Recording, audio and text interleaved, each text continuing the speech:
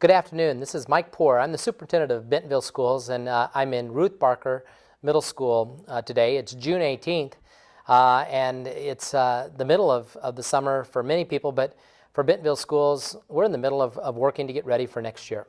Today we have two teachers that have joined me that I'm excited to introduce to both of you that will share a little bit about what they're doing this summer, and also share a little bit about some things that they're excited about for the upcoming year. I'll start with it is June 18th, and it's the middle of the summer. What is it that you are working on right now that brings you into the schools in June? And you guys will have to share the mic. My name is Ginger Mays, and I'm an ESL teacher. And today in our meeting, we're taking time to reflect upon what worked well last year with our students and teachers, working with them, and what didn't work quite so well, and what things that we need to improve on. So we're taking time today to really discuss those things in detail and decide what our next steps are for next year. I'm Pam Vandevoor. I'm an ESL teacher at Artisan Middle School, and I'm here on June 18th because last year is still fresh, but this gives me time to mull over the ideas from other people that I'm hearing today and decide how I'm going to apply them in my situation next year. Well, Pam, let me ask you another question since you have the mic. When you think of things that have changed for you from when you started teaching to where things will be next year, what are some of the biggest changes that you've seen in education that really are impacting how we try to support achievement amongst our students? I think district-wise, the professional development has gotten more geared individually to each department or set of students. I think personally, my experience has helped me to call out and decide what can work with my students best. Very good. And Ginger, you're new to our district. We just got to hire you this second part of this semester, and you know, as you've come into the district, what's been one of the maybe pleasant surprises that you've seen either in the way that we deliver our education to English language students, or maybe something that deals with how we do professional development?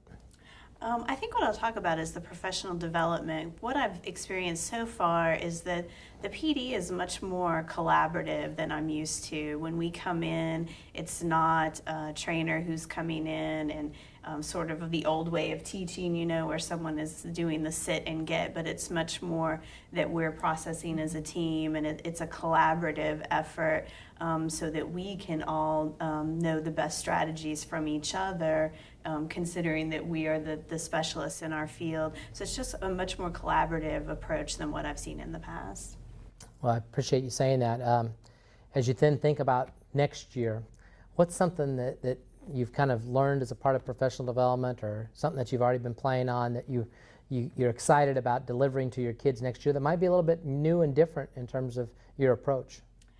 We were just talking about a project that we did at the end of last year, and we didn't get to spend a lot of time with it, but one of the things that I would like to spend more time with is students doing their own project, and then actually, especially for our English language learning kids, to be able to get up and to present that learning in front of their peers. And we saw some great success with that at the end of last year, but we're already thinking of some ways that we can make that a little more challenging and really use that as a great speaking and presenting opportunity for our kids. Yeah, it really puts it onto the student to allow them to be the ones that are engaged in their own learning. Absolutely, and they were so proud when they did their presentations. Very good.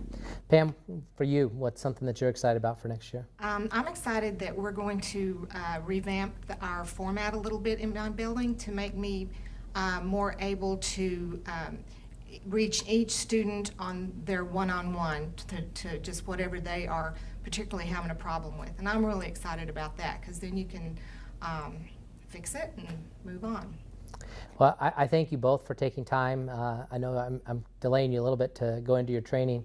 As you think about things that both of these fine educators said to you, I think there's a couple nuggets that I will deliver out that I think we take a great deal of pride in, that are foundational in terms of our approach to professional development. One, we really spend our time trying to have our staff work collaboratively and think out loud and work together, not only in looking at things that went well, but also some things that didn't go well, and what are we going to do to improve them. A second thing is we certainly want student engagement, and that's a huge component, because we know that if students are engaged, they'll take on a more personal approach to their learning, and ultimately they will do better. And then I think that, you know, the words that you provided, Pam, in terms of just saying, you know, that how we can, I'm trying to think how you framed it there with your thought for next year on, help me out, that I think that you have a very specific target for. I do. For some particular students that are very advanced, but they might need just a little gap filled in. Yeah, so I think that last component, whether it's an ELL classroom or our regular classroom, of really thinking about what each individual student's needs are and looking at, you know, where their strengths and weaknesses are, that's something else that we do extremely well in this district. As I wrap up this minute with Mike, and again I thank both of these professionals for stopping in and helping and supporting this video, I hope that as a public you understand how much investment our staff puts into the summer. This is our training center, Ruth Barker Middle School, throughout the summer, and this building's constantly being used to train our teachers. I also want to thank the folks that helped put this together. There's numerous people in the ELL world. We have Suzanne Nicholas, who's retiring, who's just a fantastic educator, and Kim Burgess, who's also helped support this. But then you think on a bigger picture, we have two fantastic ladies that lead our professional development, in Judy Marquez and also Tammy Gibson. And so we thank both of them, and of course Dina Ross, who leads the Division of Instruction. So we thank them.